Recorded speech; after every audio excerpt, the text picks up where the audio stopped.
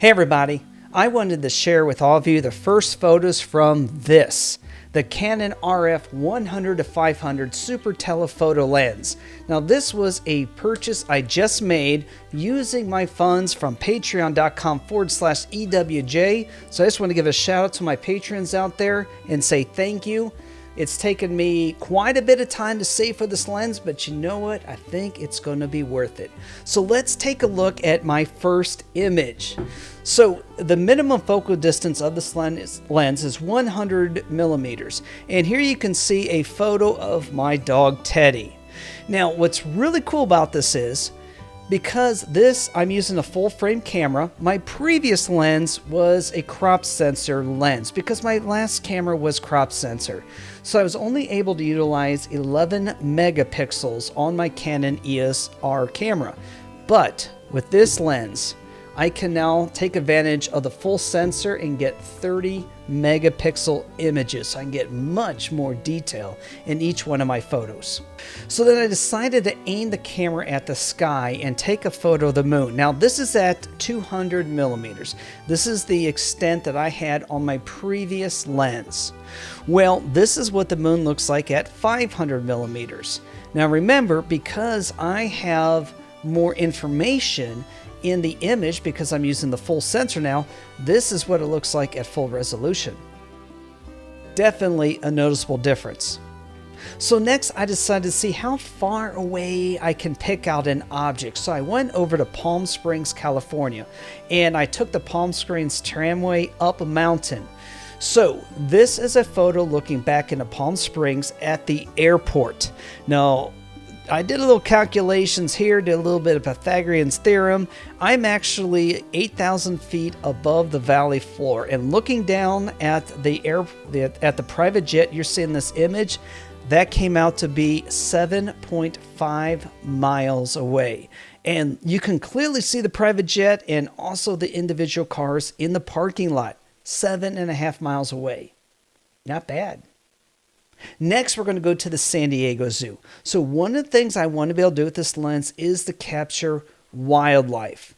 So here is an image of a gazelle. Now, because I have so many more pixels to work with, I can play around with cropping and be able to draw better focus on the subject by cropping it and not having to worry about losing too much data that would make the image too small. Now let's check out this little monkey on the ground. Now this is taken at 500 millimeters, and it's really good because I think I'm like 30 some feet away from the monkey and I'm elevated. But again, because I have so much data, let's zoom in the full resolution and look at the detail. You can pick out the individual hairs on the monkey. Also, what I thought was really good is take a look at the eyes and the bokeh effect behind the head. So the camera was able to focus on the eyes, but make the head stand out from the background by slightly blurring it. Perfect. This photo of an elephant I took at a focal length of 238 millimeters. Now again, because I'm working with 30 megapixels, when we zoom into full resolution, you can see how leathery the skin is of our pachyderm friend here. And the final image is of this cute, cuddly koala bear. And again, look at that. You can see the individual hairs on this koala bear. I think I'm going to like this lens. I also played around a little bit with the video capability of this lens. Because I'm now using the full sensor, my camera can capture 4K video, which is going to give me a new, interesting element to add into the videos that I make for all of you. So why did I get this zoom lens? I mean, this is a $2,400 investment. Let's face it, this is not the lens you're going to be using for your day-to-day photography. It is a specialized lens. Well, my wife and I, Debbie, we're planning on going to Africa.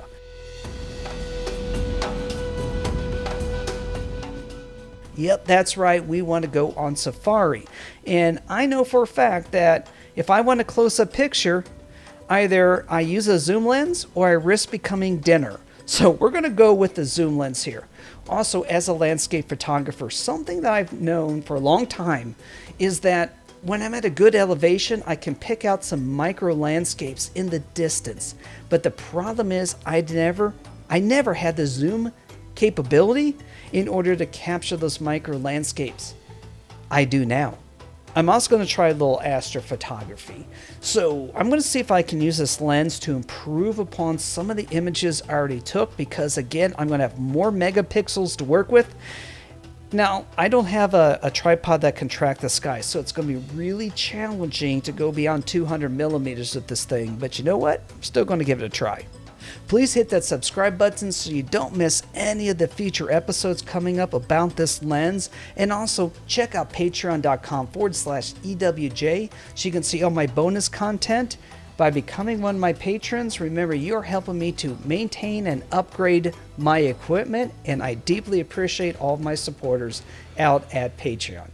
All right, that's it for this week, guys. Remember to enjoy your travels, enjoy your photography, and I'll see you next week.